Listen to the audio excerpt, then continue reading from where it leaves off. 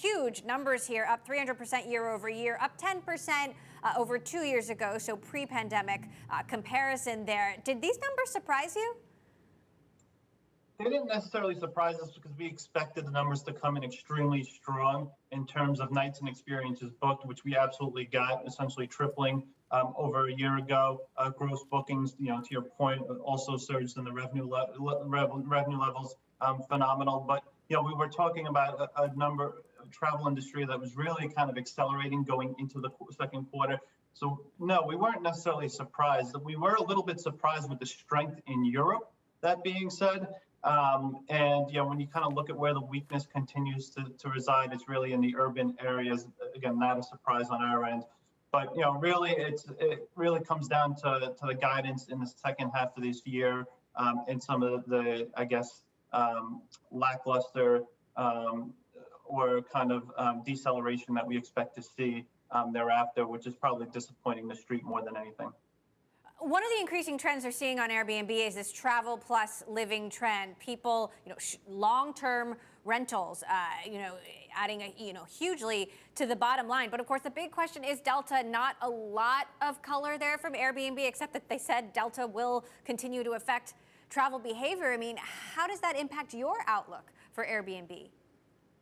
So I think it depends on what kind of investor you are. I mean, as far as our outlook on Airbnb, it doesn't impact it at all. I mean, we continue to look at this stock from a longer-term perspective. We've said it time and time again. We think this is kind of a unicorn within the travel industry. We love their kind of asset-light business model. The fact that they're taking significant market share within the region, and then when you kind of look at what they did on an EBITDA basis here in the second quarter, and you kind of try to extrapolate what they can do over the next couple of years.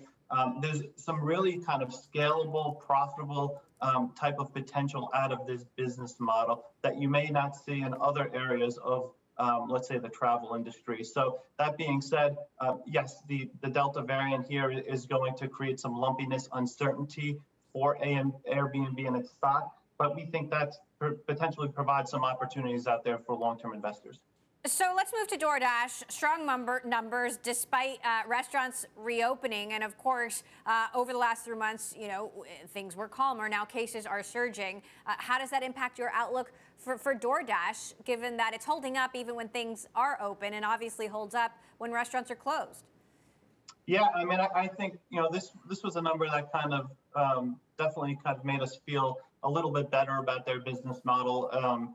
As far as the sustainability of that business being concerned, I think the fact that subscriptions were able to hold up as well as it did, it actually grew both on a year-over-year and as well as a sequential basis. And, the fact that we're kind of seeing some nice momentum out of new verticals and something we did expect to see, but probably tracking ahead of where we anticipated. I think all great signs for this company.